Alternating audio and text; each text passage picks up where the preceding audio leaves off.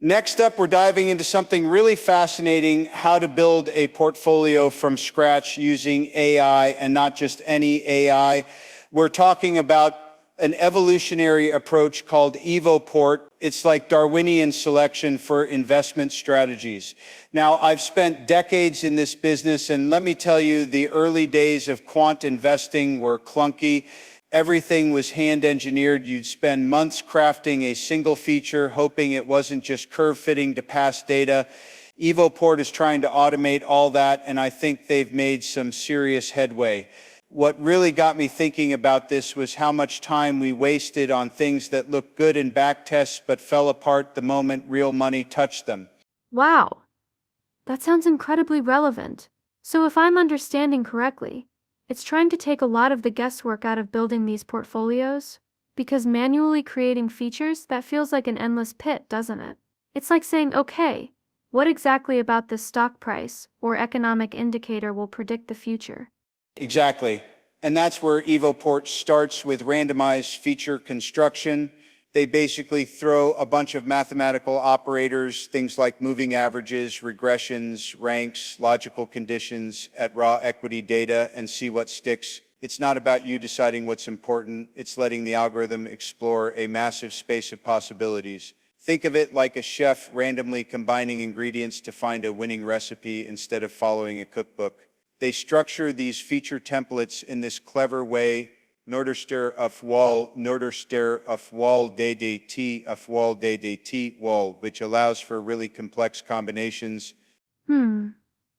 Okay, so it's not just slapping a moving average on the price, it's building more sophisticated things, almost like little formulas automatically. And then what happens? Does it just test them all and pick the best one? That sounds computationally expensive. You hit the nail on the head. It is expensive, but they've got this randomized hill climbing optimization procedure to make it manageable. Imagine you're hiking up a mountain in thick fog. You can't see the peak, so you take a step and see if you went uphill. If you did, great, keep going that way. If not, try another direction. That's essentially what hill climbing does. Iteratively refine these alpha candidates based on their performance scores. They use things like Sharpe ratio as guidance, and it's randomized because it doesn't get stuck in local optima easily. It has a bit of exploration built in.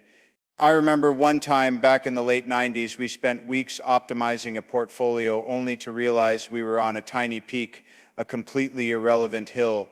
A little randomness would have saved us so much trouble. That makes sense. So it's not just looking for the single best feature, it's trying to find a good area in this whole landscape of possibilities. But even then, wouldn't one really lucky signal totally dominate everything? Like if you stumble onto something amazing by chance. That's a fantastic point, and that's where the ensemble models come into play. EvoPort doesn't rely on a single predictive model. It randomly selects from a whole bunch: linear regression, logistic regression, XGBoost, even deep learning stuff like LSTMs. Then it combines their predictions dynamically. They call it stochastic uphill climbing for the ensembles too, meaning they're constantly optimizing which models to include and how much weight to give each one. It's about building a team of predictors instead of relying on a star player. I think this is brilliant because it addresses overfitting beautifully. A single model can easily get obsessed with past noise, but an ensemble has built-in diversification.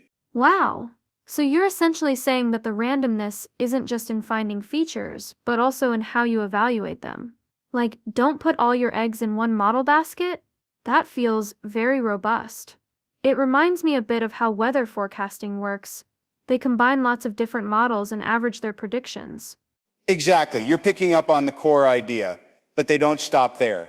The final stage is portfolio weighting, and again, randomness plays a key role. They use extensions of Markowitz's modern portfolio theory: equal weighting, inverse volatility, risk parity, and importantly, they perturb those weights randomly to see if they can improve performance further. It's like saying, okay, we think equal weighting is good, but what if we slightly adjust the allocations? This variance-constrained approach prevents things from getting too extreme and adds another layer of robustness. I recall a situation where perfectly weighted portfolios in backtests were decimated when transaction costs were factored into live trading. This stochastic perturbation would have helped. That's a lot. Okay, so randomized features, hill climbing optimization, ensemble models, randomized allocation. It feels like they're deliberately building in layers of protection against overfitting and unexpected market behavior. This is more than just a clever algorithm, it's almost like a system designed to learn from its mistakes as the market changes. Precisely, and their results are pretty compelling.